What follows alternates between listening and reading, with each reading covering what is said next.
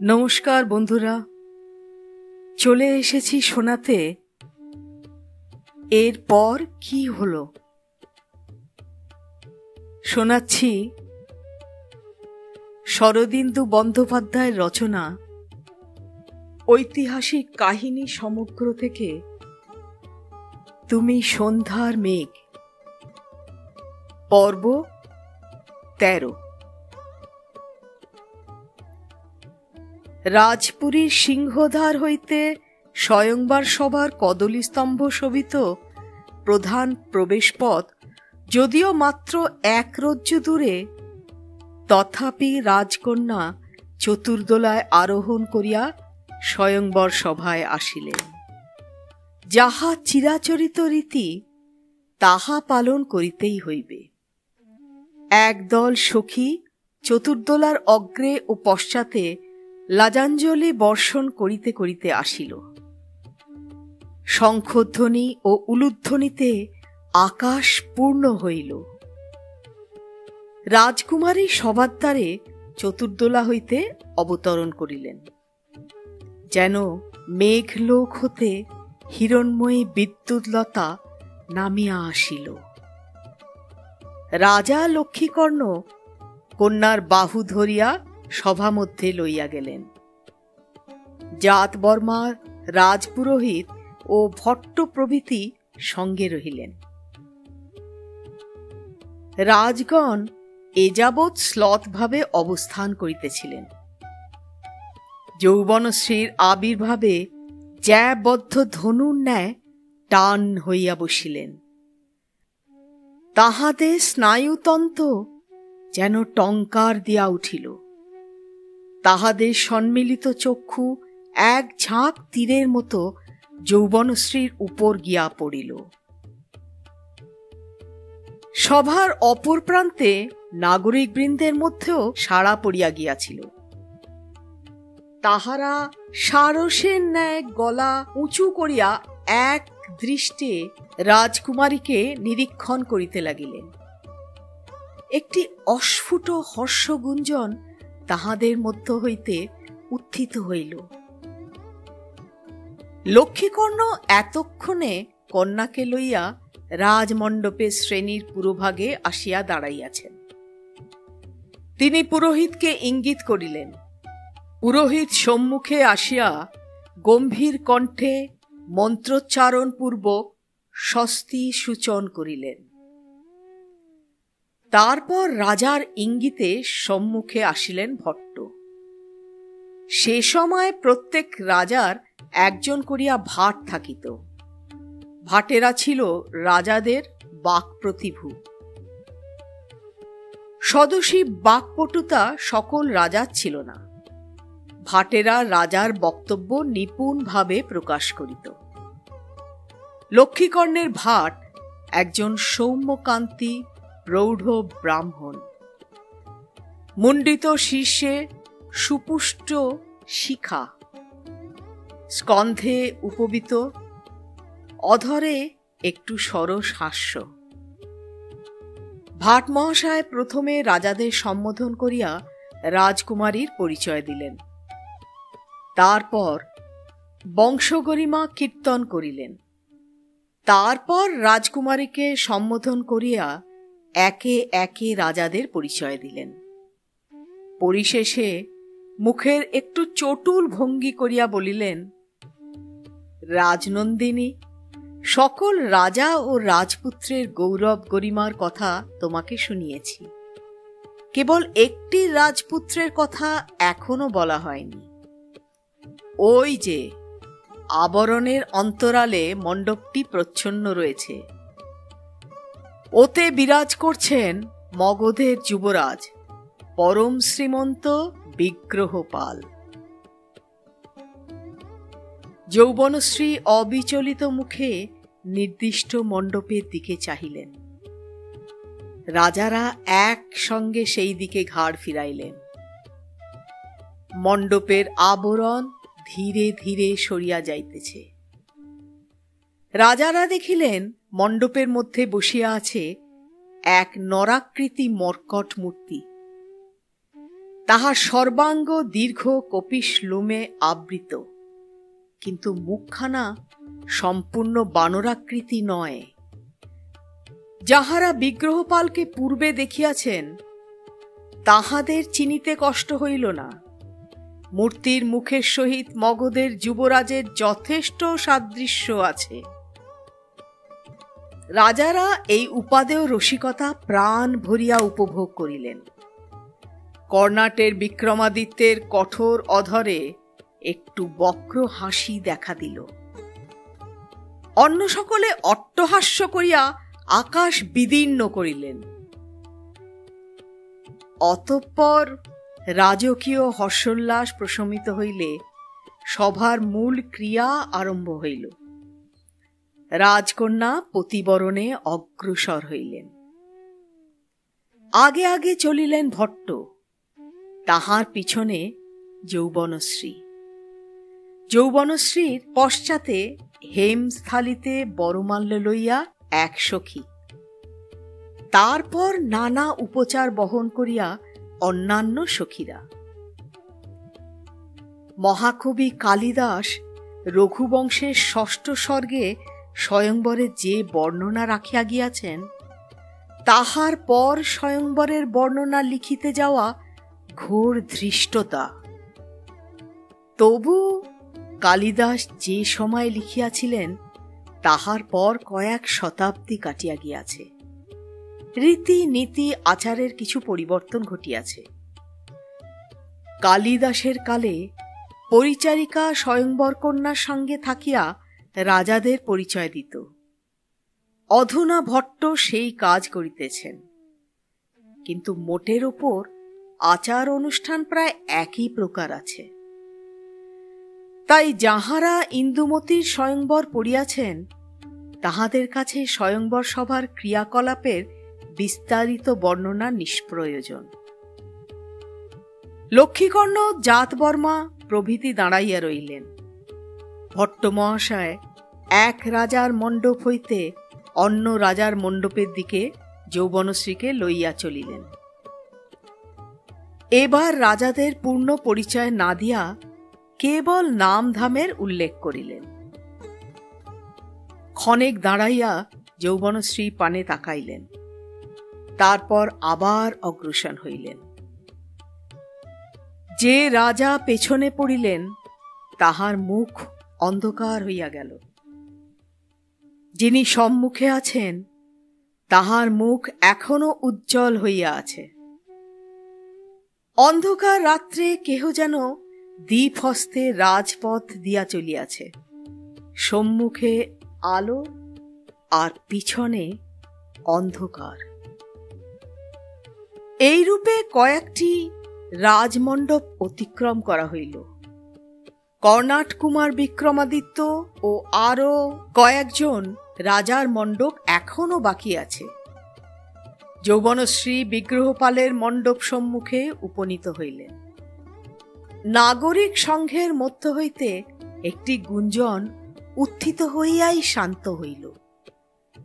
ভট্ট মহাশয় বঙ্কিম হাসিয়া বলিলেন, রাজকুমারী, ইনি পাটালিপুত্রের যুবরাজ বিগ্রহপাল। বলিয়া রাজকুমারীর মুখের পানে না চাহিয়াই সম্মুখে চলিতে আরম্ভ করিলেন। রাজকুমারী কিন্তু আর চলিলেন না। তিনি কিছুক্ষণ মণ্ডপস্থ মর্কট মূর্তির পানে চাহিয়া রহিলেন।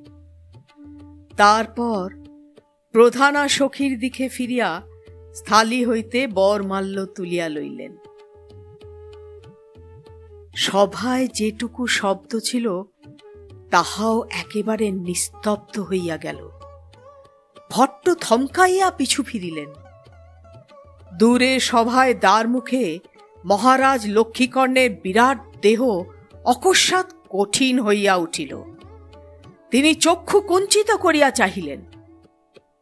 যৌবনশ্রী মূর্তির দিকে ফিরিয়া কম্পিত মৃদু স্বরে ডাকিলেন, কুমার। মূর্তি নড়িয়া উঠিল, তারপর উল্টাইয়া পিছন দিকে পড়িল। রাজারা তড়িৎ পৃষ্ঠের ন্যায় স্ব স্ব মণ্ডপে দাঁড়াইয়া উঠিলেন। দেখিলেন মূর্তির নিম্নভাগের শূন্য কোঠর হইতে এক যুবা পুরুষ বাহির হইয়া যৌবনশ্রীর সম্মুখে দাঁড়াইল। যৌবনশ্রী তাহার গলায় বরমাল্য পরাইয়া দিলেন। লোমহর্ষক কাণ্ড! সমস্ত সভা একসঙ্গে কোলাহল করিয়া উঠিল। মহারাজ লক্ষ্মীকর্ণের ব্যাঘ্র চক্ষুতে অগ্নিস্ফুলিঙ্গ স্ফুরিত হইল। নাগরিক মণ্ডলীর ভেতর হইতে কে যেন একজন তীক্ষ্ণ উচ্চ কণ্ঠে বলিয়া উঠিল, ধন্য ধন্য! রাজকুমারী সত্যকার বিগ্রহপালের গলায় মালা দিয়েছেন। বক্তা আর কেহ নয়, জ্যোতিষাচার্য রন্তিদেব। কলরব আরো বাড়িয়া গেল। রাজারা মণ্ডপ হইতে নামিয়া অঙ্গভঙ্গি দ্বারা ক্রোধ প্রকাশ করিতে লাগিলেন। লক্ষ্মীকর্ণ দন্ত কড়মড় করিয়া এক টানে কোষ হইতে তরবারি বাহির করিলেন। তারপর বৃষভ গর্জন করিয়া বিগ্রহপালের প্রতি ধাবিত হইলেন। আজ আর কাহারও নিস্তার নাই। ওই অধম তস্কর পুত্রটাকে তিনি বধ তো করিবেনই, কুলকজ্জ্বল কন্যাটিকেও কাটিয়া ফেলিবেন। লক্ষ্মীকর্ণকে কিন্তু অধিক দূর অগ্রসর হইতে হইল না। যৌবনশ্রী পিতাকে ছুটিয়া আসিতে দেখিয়া বিগ্রহপালের বুকের কাছে সরিয়া দাঁড়াইলেন। এদিকে মূর্তির তলদেশে বসিয়া বসিয়া বিগ্রহপাল চিন্তা করিবার প্রচুর অবসর পাইয়াছিলেন। মনস্থ করিয়াছিলেন ব্রহ্মাস্ত্র প্রয়োগ করিবার পূর্বে তিনি মহারাজ লক্ষ্মীকর্ণ ও সভাস্থ রাজবৃন্দকে সম্বোধন করিয়া একটি নাতিদীর্ঘ ভাষণ দিবেন। বলিবেন, হে আর্যগণ, রাজকুমারী যৌবনশ্রী আর্য রীতি অনুসারে আমার কণ্ঠে বরমাল্য দান করিয়াছেন, সুতরাং আপনাদের রুষ্ট হওয়ার উচিত নয়। রাজকুমারী যদি মর্কটের গলায় মালা দিতেন, তাহাও আর্য রীতি অনুসারে সিদ্ধ হইত। আপনারা আমাদের আশীর্বাদ করুন এবং আনন্দিত মনে নিজ নিজ রাজ্যে প্রত্যাবর্তন করুন। কিন্তু মহারাজ লক্ষ্মীকর্ণ তরবারি উঁচাইয়া ছুটিয়া আসিতেছেন, রাজারাও লোচন ঘূর্ণিত করিতেছেন। এখন বক্তৃতা চলিবে না। বক্তৃতা শেষ হইবার পূর্বেই মস্তক স্কন্ধচ্যুত হইবে। অগ্নিবন্দুকটি বুকের কাছে ঝুলিতেছিল। সেটি ডান হাতে লইয়া বিগ্রহপাল বাম হস্তে যৌবনশ্রী স্কন্ধ বেষ্টন করিয়া লইলেন। চুপি চুপি বলিলেন, ভয় পেও না। তারপর অগ্নিকন্দুকটি সবেগে মাটিতে আছাড় মারিলেন। বিরাট ভূমিকম্পে যেন সভাগৃহ কাঁপিয়া উঠিল। কর্ণবিদারী শব্দের সঙ্গে মাটি হইতে এক ঝলক আগুন ছিটকাইয়া উঠিল। তীক্ষ্ণ কটুগন্ধ ধূমে চারিদিক আচ্ছন্ন হইয়া গেল। বিগ্রহপাল বলিলেন, চলো এবার পালাই। বলিয়া যৌবনশ্রী হাত ধরিয়া পাশের একটি দ্বারের দিকে লইয়া চলিলেন। যৌবনশ্রী যখন সভাগৃহে প্রবেশ করেন, তখন লম্বোদর নাগরিক মণ্ডলীর মধ্যে থাকিয়া লক্ষ্য করিয়াছিল যে অনুবর্তিনী সখীদের মধ্যে বান্ধুলি নাই। বান্ধুলি রাজকন্যার নিকটতমা সখী, সে উপস্থিত নাই কেন? কোথায় গেল? লম্বোদরের সন্দিগ্ধ মনে খটকা লাগিল। তারপর বিচিত্র ব্যাপার ঘটিতে আরম্ভ করিল। মৃন্ময় মূর্তির তলা হইতে জীবন্ত মানুষ বাহির হইয়া আসিল। রাজকুমারী তাহার গলায় মালা দিলেন এবং সর্বশেষে বিকট অপার্থিব শব্দ হইয়া সভা ধূমাচ্ছন্ন হইয়া গেল। লম্বোদর অতিশয় স্থির বুদ্ধি মানুষ, কিন্তু তাহার মাথাটাও গোলমাল হইয়া গেল। ওদিকে রাজাদের অবস্থা সত্যিই শোচনীয় হইয়া উঠিয়াছিল। এরূপ গগনভেদী শব্দ তাহারা জীবনে শোনেন নাই। তাই শব্দ শুনিয়া তাহাদের হস্তপদ শিথিল হইয়া গিয়াছিল। যাহাদের চলচ্ছক্তি একেবারে লোপ পায় নাই, তাহারা কেহ স্খলিত পদে, কেহ জানু সাহায্যে সভাগৃহ হইতে নিষ্ক্রান্ত হইবার চেষ্টা করিতেছিলেন। রাজকন্যার পলায়মানা সখীরা চিৎকার করিতে করিতে তাহাদের ঘাড়ের উপর পড়িতেছিল, কিন্তু কেহই ভ্রুক্ষেপ করিতেছিলেন না। কলিঙ্গের দুই রাজপুত্র দৃঢ়ভাবে পরস্পরকে আলিঙ্গন করিয়া ধরিয়াছিলেন। অভ্যাগত রাজাদের মধ্যে কেবল কর্ণাটের বিক্রম ধৈর্য হারান নাই। তিনি মুক্ত কৃপাণ হস্তে নিজ মণ্ডপের সম্মুখে দাঁড়াইয়া ধূম জালের মধ্যে সতর্কভাবে চারিদিকে দৃষ্টি নিক্ষেপ করিতেছিলেন। সর্বাপেক্ষা দুর্গতি হইয়াছিল মহারাজ লক্ষ্মীকর্ণের। ক্রোধান্ধ রক্তপিপাসু মন লইয়া ছুটিয়া আসিতে আসিতে হঠাৎ পৈশাচিক শব্দের আঘাতে তিনি মুখ থুবড়াইয়া পড়িয়া গিয়াছিলেন। ক্রোধের স্থানে ভয় আসিয়া তাহার হৃদয় জুড়িয়া বসিয়াছিল। তিনি সেই অবস্থায় থাকিয়া ইতি উতি দৃষ্টিপাত করিতে লাগিলেন। কয়েকজন রাজা ও সখী তাহাকে পদদলিত করিয়া চলিয়া গেল। তিনি লক্ষ্য করিলেন না। পিশাচ, পিশাচ, দীপঙ্করের পিশাচ এখানেও আসিয়া জুটিয়াছে। নাগরিক মণ্ডলীর প্রতিক্রিয়া সম্বন্ধে কিছু বলা নিষ্প্রয়োজন। দলবদ্ধ জনতা এরূপ অবস্থায় যাহা করিয়া থাকে, ইহারাও তাহাই করিয়াছিল। অগ্নিকন্দুকের শব্দ শুনিয়া তাহারা ক্ষণকাল বিমূঢ় অবস্থায় রহিল। তারপর বাঁধ ভাঙা জলস্রোতের ন্যায় হুড়মুড় শব্দে পিছনের দ্বারের দিক হইতে বাহির হইতে লাগিল। ঠেলা ঠেলি গুতা গুতিতে কয়েকজনের হাত পা ভাঙিল, কিন্তু কেহ তাহা গ্রাহ্য করিল না। এই পলায়মান জনস্রোতের আবর্তে লম্বোদর পড়িয়া গিয়াছিল। প্রায় নিজের অজ্ঞাতসারেই সে বাহিরের দিকে চলিয়াছিল, কিন্তু দ্বার দিয়া বাহির হইতে পারিল না। সেখানে বড় পেশাপেশি। ভাগ্যক্রমে সে জনতার পাশের দিকে ছিল, তাই দু চারিবার সজোরে কোনই তাড়না করিয়া জনতার আলিঙ্গন হইতে মুক্ত হইল। অনতিদূরে ক্ষুদ্র একটি খিড়কির ধার। লম্বোদর সেই পথ দিয়া সভা হইতে বাহির হইয়া পড়িল। এদিকটা নির্জন, মানুষজনের ভিড় নাই। কিন্তু ও কি, লতাকুঞ্জের নিকটে দুইটা ঘোড়া দাঁড়াইয়া আছে। শিল্পী মধুকর লাল ঘোড়াটার পিঠের উপর বসিয়া আছে এবং বান্ধুলিকে টানিয়া নিজের কোলের কাছে তুলিতেছে।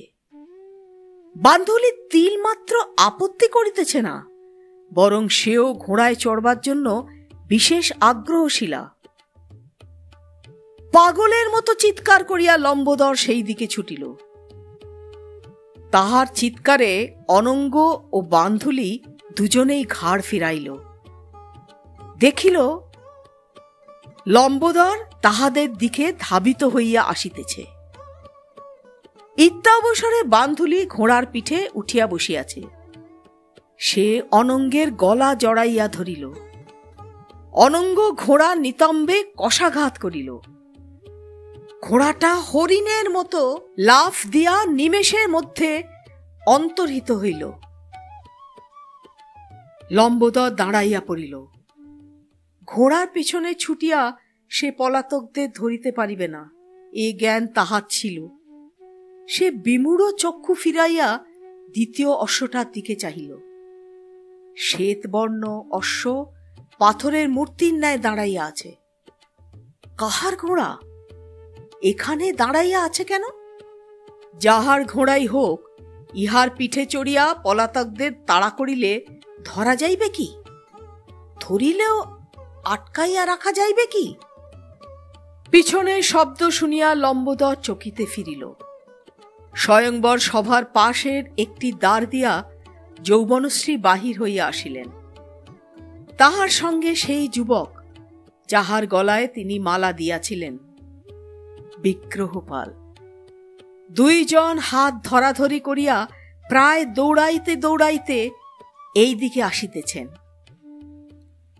মুহূর্তের মধ্যে লম্বোদরের মাথাটা পরিষ্কার হইয়া গেল। বান্ধুলিকে লইয়া মধুকর পালাইয়াছে, রাজকুমারীকে লইয়া বিগ্রহপার পলায়ন করিতেছে। সাদা ঘোড়াটা ইহাদের জন্যই অপেক্ষা করিতেছে। ষড়যন্ত্র, চক্রান্ত। লম্বোদর আর চিন্তা করিল না। প্রহর্তুমুদ্যত ষণ্ড যেভাবে প্রতিদ্বন্দ্বীকে আক্রমণ করে, সেইভাবে বিগ্রহপাল ও যৌবনশ্রীর দিকে ছুটিল। তাহাদের নিকটে গিয়া সেই যৌবনশ্রী পদতলে আছড়াইয়া পড়িল।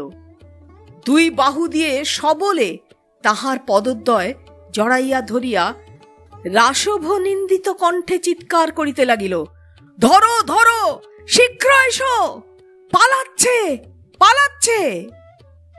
এইবার স্বয়ংবর সভার পাশের দ্বার দিয়া লক্ষ্মীকর্ণ বাহির হইলেন।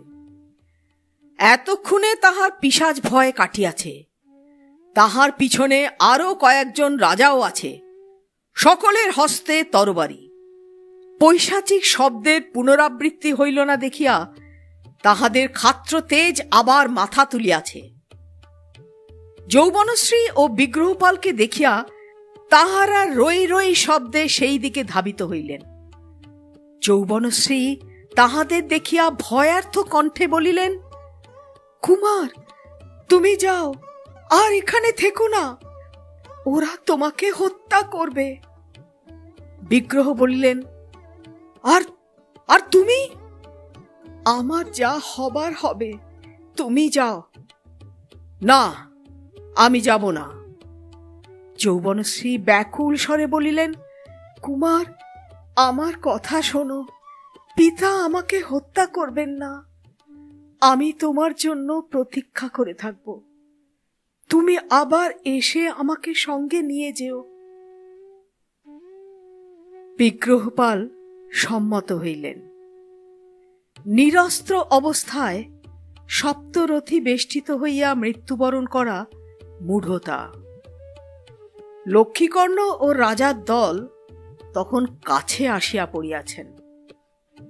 বিগ্রহপাল তাহাদের দিকে বহ্নি দৃষ্টি নিক্ষেপ করিয়া বলিলেন, তাই হবে, আবার আমি আসব, কিন্তু এবার একলা আসব না।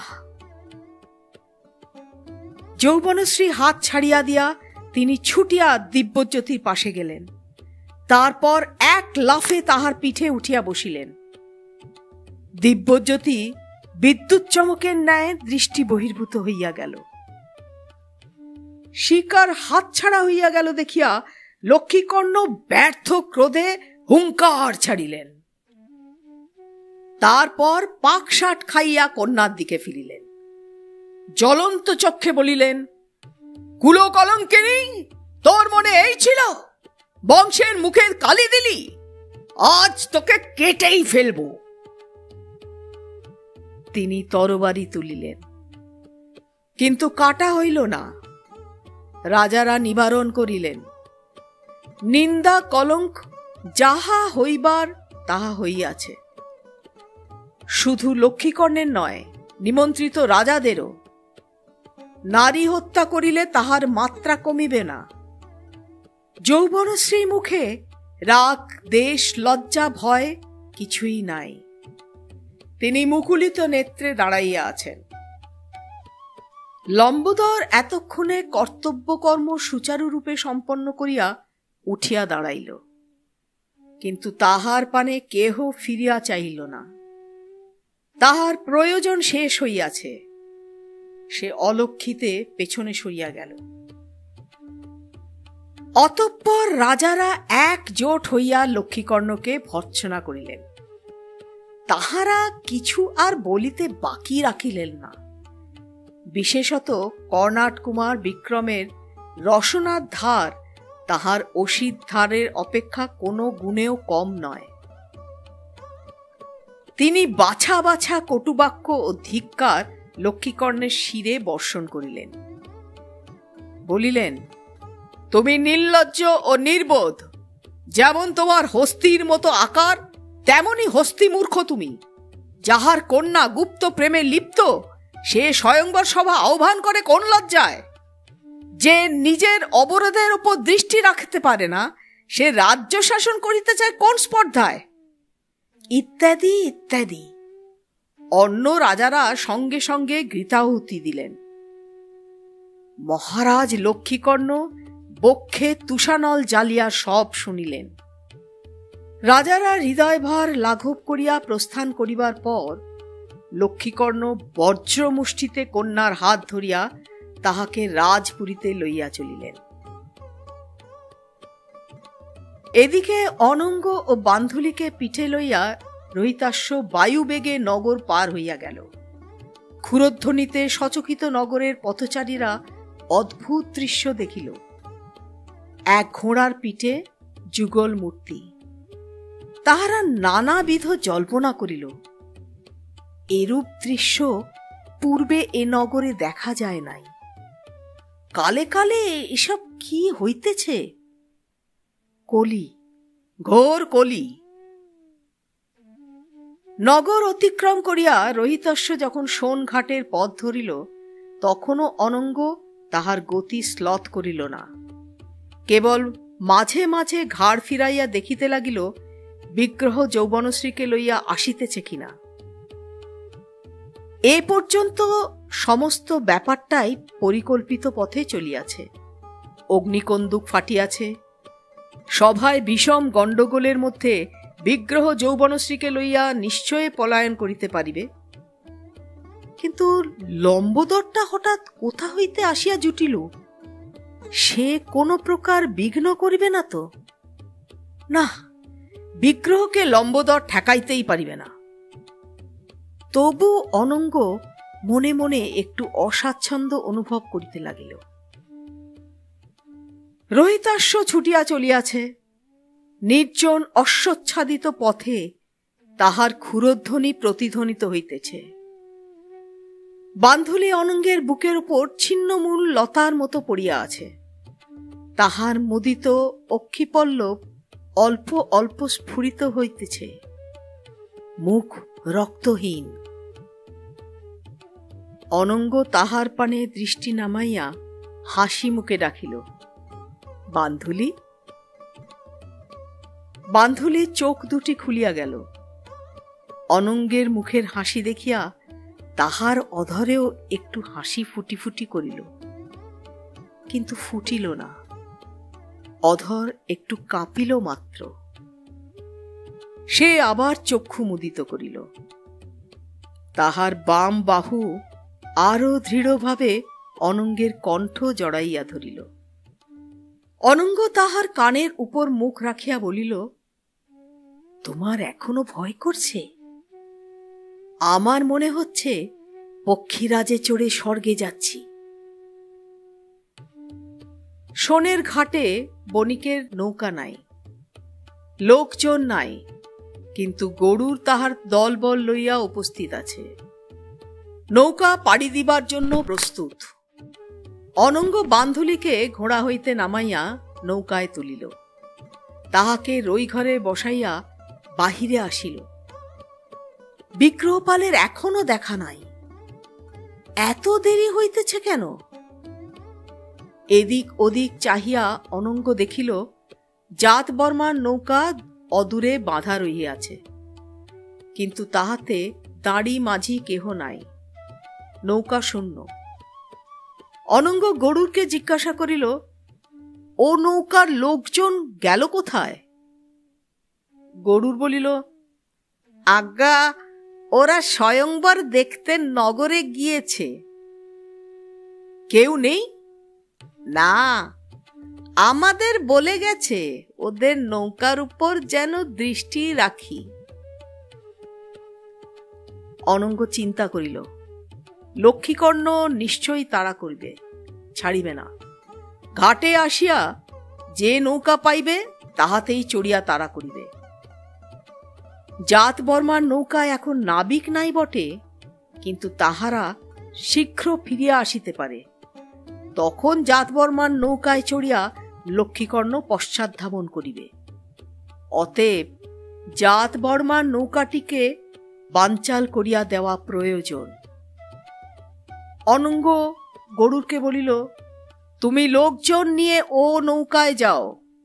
যত দাঁড় আছে সব এ নৌকায় নিয়ে এসো। গরুর জিজ্ঞাসু নেত্রে একবার অনঙ্গের পানে চাহিল, কিন্তু প্রশ্ন না করিয়া সে আদেশ পালনে অগ্রসর হইল। সব দাঁড়গুলি এ নৌকায় উঠিয়াছে এমন সময় দ্রুত অশ্বক্ষুরধ্বনি শোনা গেল।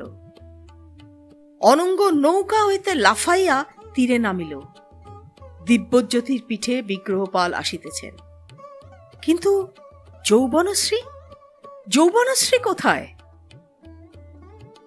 ঘোড়া থামিবার পূর্বেই অনঙ্গ ছুটিয়া গিয়া তাহার বলগা ধরিল, বলিল, দেবী যৌবনশ্রী? বিগ্রহপাল অশ্বপৃষ্ঠ হইতে অবতরণ করিয়া উদ্ভ্রান্ত স্বরে বলিলেন, তাকে আনতে পারলাম না। নৌকা ঘাট ছাড়িয়া চলিতে আরম্ভ করিয়াছে। বায়ু প্রতিকূল, তাই পাল তোলা হয় নাই। 6 জন দাঁড় ধরিয়াছে। নৌকা স্রোতের মুখে গিয়া পড়িল। অনঙ্গ ও বিগ্রহপাল রইঘরের ছাদে দাঁড়াইয়া এক দৃষ্টে ঘাটের দিকে চাহিয়া আছেন। বান্ধুলি চুপি চুপি আসিয়া অনঙ্গের পাশে দাঁড়াইল। চুপি চুপি তাহার একটি আঙুল মুঠিতে চাপিয়া ধরিয়া তীরের পানে চাহিয়া রহিল। তাহার চক্ষু দিয়া দরবিগলিত ধারা বহিতে লাগিল। এইরূপ সময় কত বিচিত্র হৃদয়াবেগ নারী চিত্ত জুড়িয়া বসে তাহার ইয়ত্তা নাই। অশ্রুধারাই তাহার একমাত্র অভিব্যক্তি। ঘাটে জনমানব নাই। লক্ষ্মীকর্ণের দল এখনো আসে নাই, কিংবা হয়তো আসিবে না। যৌবনশ্রীকে তাহারা ধরিয়াছে, না আসিতেও পারে। ঘাটে কেবল 2টি অশ্ব তীরের অতি নিকটে আসিয়া গ্রীবা বাড়াইয়া নৌকার পানে নিষ্পলক চাহিয়া আছে। দিব্যজ্যোতি ও রোহিতাশ্ব। তাহারা কি বুঝিয়াছে যে তাহাদের প্রভু চলিয়া যাইতেছে, আর ফিরিবে না? বিগ্রহপাল সুগভীর নিঃশ্বাস ত্যাগ করিয়া ভগ্নস্বরে বলিলেন, দিব্যজ্যোতি ও রোহিতাশ্বকেও ফেলে যেতে হল। স্বয়ংবর অনুষ্ঠানের গোড়া হইতেই জাতবর্মা শ্বশুরের সঙ্গে সঙ্গে ছিলেন। প্রকাশ্যভাবে যৌবনশ্রী ও বিগ্রহপালের পলায়নে সাহায্য করিবার জন্য তিনি প্রস্তুত ছিলেন না। সাহায্য প্রয়োজন হইবে এই সম্ভাবনাও তাহার মনে আসে নাই। তাই যৌবনশ্রী যখন ধরা পড়িয়া গেলেন, তখন জাতবর্মা কিছুই করিতে পারিলেন না। মুহূর্ত মধ্যে একটা অঘটন ঘটিয়া গেল। কোথাকার এক নগণ্য ভৃত্য সব পণ্ড করিয়া দিল। লক্ষ্মীকর্ণ যৌবনশ্রীর হাত ধরিয়া অবরোধে টানিয়া লইয়া চলিলেন। জাতবর্মাও সঙ্গে চলিলেন।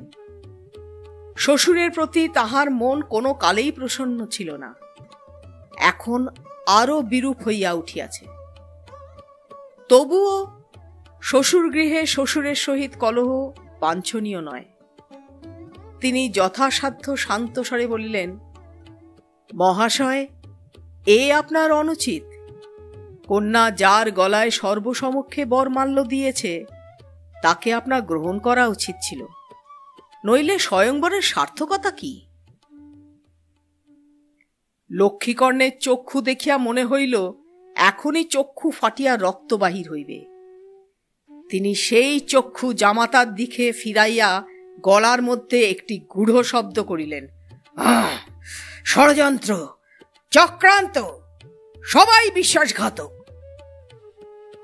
জাতবর্মা এবার প্রকাশ্যভাবেই উত্তপ্ত হইয়া উঠিলেন, বলিলেন, ষড়যন্ত্রের জন্য দায়ী আপনি। আপনি যদি প্রতিশ্রুতি ভঙ্গ না করতেন, ষড়যন্ত্রের প্রয়োজন হতো না। লক্ষ্মীকর্ণের ইচ্ছা হইল জাতবর্মাকে কাটিয়া ফেলেন। কন্যার বৈধব্য না ঘটাইয়া জামাতাকে কাটিয়া ফেলা সম্ভব হইলে তিনি তাহা অবশ্যই করিতেন, কিন্তু তাহা অসম্ভব জানিয়া বললেন, কালসাপ, কালসাপ, আমি ক্ষীর দিয়ে কালসাপ পুষেছি। জাতবর্মা দেখিলেন তর্ক করা বৃথা। তিনি অতি কষ্টে আত্মনিগ্রহ করিয়া নীরব রহিলেন।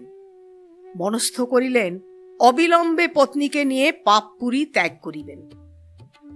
এমন যাহার শ্বশুর, তাহার শ্বশুরালয় সাপদ সংকুল অরণ্যের নামান্তর মাত্র। রাজভবনে প্রবেশ করিয়া তিনি বীরশ্রীর সহিত সাক্ষাৎ করিলেন। সংবাদ রাজপুরীতে রাষ্ট্র হইয়াছিল।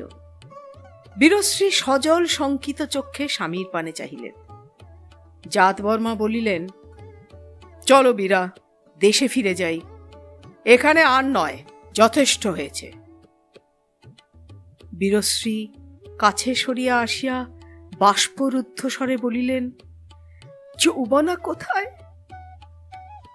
জাতবর্মা ক্ষুব্ধ স্বরে বলিলেন, তাকে তোমার পিতৃদেব এইমাত্র অবরোধে টেনে নিয়ে এলেন। বোধহয় পাকশালে নিয়ে গেছেন, কেটে কুটে শল্য মাংস রন্ধন করবেন। লক্ষ্মীকর্ণ কিন্তু কন্যাকে রন্ধনশালায় লইয়া যান নাই। তাহাকে তাহার নিজ গৃহাংশে লইয়া গিয়া শয়নকক্ষের মর্মর কুট্টিমে বসাইয়া প্রশ্ন করিতে আরম্ভ করিয়াছিলেন। বিগ্রহপালের সহিত কোথায় যৌবনশ্রী দেখা হইয়াছিল? কে দূতির কাজ করিয়াছে? কেমন করিয়া যোগাযোগ ঘটিল? রাজপুরীর কোন কোন ব্যক্তি এই ষড়যন্ত্রে লিপ্ত আছে? ইত্যাদি। যৌবনশ্রী একটি প্রশ্নেরও উত্তর দেন নাই। বসুধা বদ্ধ দৃষ্টি হইয়া নীরব ছিলেন।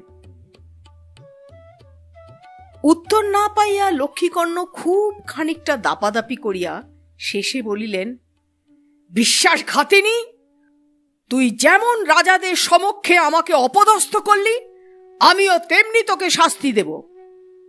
এই ঘরে তুই সারা জীবন বন্ধ থাকবি, পুরুষের মুখ দেখতে পাবি না। আজ থেকে এই ঘর তোর কারাগার। বলিয়া তিনি রঙ্গিনীকে ডাকিলেন। রঙ্গিনী রাজপুরীর এক প্রেষ্যা। 8-9 বছর আগে সে কিছুদিনের জন্য লক্ষ্মীকর্ণের অনুগ্রহ লাভ করিয়াছিল। বর্তমানে গত যৌবনা হইলেও তাহার শরীর শক্ত ও সমর্থ। মুখের লাবণ্যের স্থানে কঠিনতা দেখা দিয়াছে। এখন সে অবরোধে দ্বীপপালিকা। পুরাতন অনুগ্রহ ভাগিনীদের মধ্যে তাহাকেই লক্ষ্মীকর্ণ সর্বাধিক বিশ্বাস করেন। রঙ্গিনী আসিলে লক্ষ্মীকর্ণ তাহার নিজের তরবারি তাহার হাতে ধরাইয়া দিয়া বলিলেন, রঙ্গিনী, আজ থেকে তোর অন্য কোনো কাজ নেই। তুই একে পাহারা দিবি, একে ঘরের বাইরে যেতে দিবি না, কাউকে ঘরে ঢুকতে দিবি না। এই আমার আদেশ। যদি অন্যথা হয় তোর রক্ত দর্শন করব। বিদ্রোহিণী কন্যাকে প্রতিহারিণীর হাতে সমর্পণ করিয়া দিয়া লক্ষ্মীকর্ণ প্রস্থান করিলেন। রাগ যতই হোক, তাহার বুদ্ধির ক্রিয়া একেবারেই বন্ধ হয় নাই। তিনি বুঝিয়াছিলেন ষড়যন্ত্রে রাজপুরীর অনেকেই লিপ্ত আছে। 10ম গ্রহরূপী জামাতা বাবাজি আছেন, সম্ভবত বীরশ্রীও আছে, এবং নিশ্চয়ই আছে পরমারাধ্যা মাতৃদেবী। তিনি নিঃসন্দেহে এই ষড়যন্ত্রের প্রবর্তক, সকল অনিষ্টের মূল। লক্ষ্মীকর্ণ মাতৃদেবীর কক্ষে গেলেন। হস্ত সঞ্চালনের ইঙ্গিতে সেবিকাদের কক্ষ হইতে বহিষ্কৃত করিয়া লক্ষ্মীকর্ণ কটমট চক্ষে মাতার প্রতি চাহিলেন। শয্যায় শায়িতা মাতাও কটমট চাহিয়া প্রত্যুত্তর দিলেন। ষড়যন্ত্র যে ভ্রষ্ট হইয়া গিয়াছে, এই সংবাদ এখনো অম্বিকা দেবীর কাছে পৌঁছায় নাই। রোগ পঙ্গু বৃদ্ধাকে কে সংবাদ দিবে? লক্ষ্মীকর্ণ বলিলেন, আপনি যে ষড়যন্ত্র করেছিলেন তা সফল হয় নাই, অন্ডদ্রব হয়ে গেছে। অম্বিকার চোখে উদ্বেগের ছায়া পড়িল। তিনি একটি ভ্রু তুলিয়া নীরবে পুত্রকে প্রশ্ন করিলেন। পুত্র বলিলেন, বিগ্রহপাল কুকুর শাবকের মতো পালিয়েছে, যৌবনশ্রীকে নিয়ে যেতে পারিনি। তাকে আমি ঘরে বন্ধ করে রেখেছি। যতদিন বেঁচে থাকবে বন্ধ করে রাখব। আর যারা ষড়যন্ত্র করেছে। লক্ষ্মীকর্ণ ব্যাঘ্র চক্ষু মেলিয়া অকথিত বাক্যাংশর ইঙ্গিত মাতাকে বুঝাইয়া দিলেন। অম্বিকার পক্ষাহত মুখে বিশেষ ভাবান্তর লক্ষিত হইল না। কেবল কণ্ঠ হইতে একটি অস্পষ্ট ধ্বনি নির্গৃত হইল। এই ধ্বনিকে পরাজয় স্বীকৃতি মনে করিয়া লক্ষ্মীকর্ণ ঈষৎ সন্তোষ লাভ করিলেন। তিনি আর বাক্যব্যয় না করিয়া দ্বারের দিকে চলিলেন। দ্বার পর্যন্ত পৌঁছিয়াছেন, এমন সময় পিছন হইতে অম্বিকার জড়িত কণ্ঠস্বর আসিল। তো স্বয়ংবর তো পণ্ড হয়েছে। লক্ষ্মীকর্ণ ঘুরিয়া দাঁড়াইলেন। তাহার ক্রোধ আবার শিখায়িত হইয়া উঠিল। এই জড়পিণ্ড বুড়িটাকে গলা টিপিয়া মারিলেই ভালো হয়, কিন্তু মাতৃহন্তা মহাপাপ। বিশেষত প্রজারা জানিতে পারিলে ডিম্ব করিবে। হতভাগ্য প্রজাগুলি বুড়িকে ভালোবাসে। লক্ষ্মীকর্ণ কয়েকবার